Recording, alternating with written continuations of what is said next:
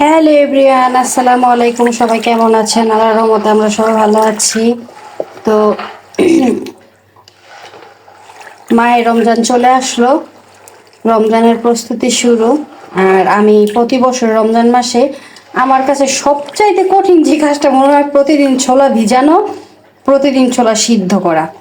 মানে আমার অনেক সময় মনে থাকে, অনেক সময় মনে থাকে না। এই জন্য আমি কি করি, একেবারে ছোলা বুট আর কি 1-1.5 কেজির মতো ভিজাইয়া একবারে সিদ্ধ করে তারপরে ছোট ছোট প্যাকেট করে ফ্রিজে রেখে দিই। এতে করে হচ্ছে গিয়ে আমার রোজার মাসের আর কি একটু উপকার হয়, যেটাকে উপকার হয়। কারণ কারণ হচ্ছে গিয়ে প্রতিদিন একটা ঝামেলা, বুট ভিজানো, বুট সিদ্ধ করা। তো এই জন্য আমি এই যে আজকে বুটগুলো সব ভিজাই নিছি।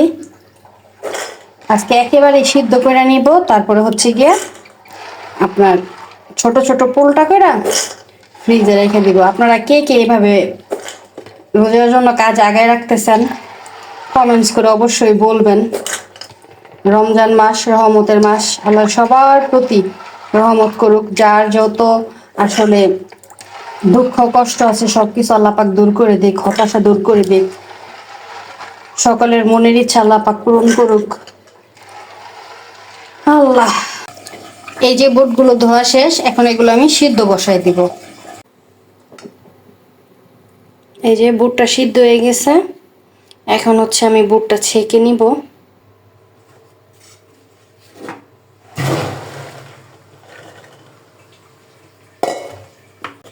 এখন এটা ঠান্ডা হবে, তারপর আমি দেখাচ্ছি আমি কিভাবে ফ্রিজে রাখি। এই যে বুটগুলো সব সিদ্ধ করা হয়ে গেছে। এখন হচ্ছে গিয়ে আমি এরকম পলি ব্যাগ নিয়ে নিয়েছি।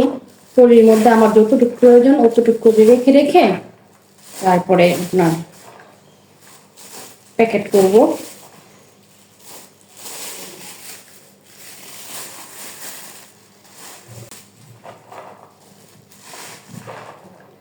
রোজার ভিতরে আসলে অনেক কাজ থাকে, নামাজ পড়তে হয়, কোরআন শরীফ পড়া আছে। এমন ছোট ছোট কাজগুলো যদি একটু আগায় রাখি তাইলে নিজের জন্য আর কি অনেক ভালো হয়। প্রতিদিন বুট ভিজানো সিদ্ধ করা আমার কাছে একটু ঝামেলার মনে হয়, সেই জন্য আমি এইভাবে করে প্রতি বছরই রাখি। এরপর প্রতিদিন একটা করে নামায়া তারপরে আপনার ই করি।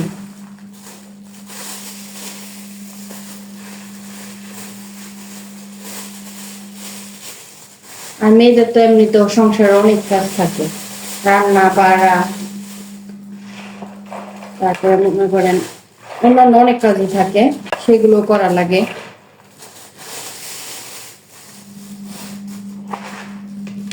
এই কটা রাখবো না, এই কটা কালকে যেহেতু প্রথম রোজা, কালকে আমাদের লাগবে। এই কটা এভাবে নর্মালি রেখে দিব ফ্রিজে। আর এগুলাকে এখন আমি হচ্ছে গিয়ে সুন্দর করে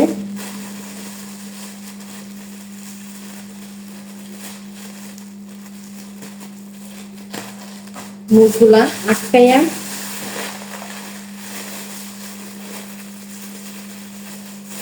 ডিপ ফ্রিজে রেখে দিব। কারণ প্রতিদিন একটা করে নামাবো আর ভুনা করে ফেলবো, ঝামেলা কমে গেল। এখন এই যে একটা বক্স নিয়েছি, বক্সের ভিতরে করে সুন্দর করে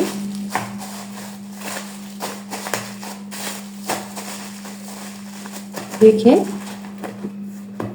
মোটকাটা লাগে। এখন এটা আমি ডিপ ফ্রিজে রেখে দিব, তাহলে হয়ে গেল আমার মোটামুটি একটা কাজ কমপ্লিট ইফতারের জন্য। ঝামেলা আবার যখন এগুলো শেষ হবে তখন আবার নতুন করে আপনার সিদ্ধ করে আবার ডিপ ফ্রিজে রাখবো।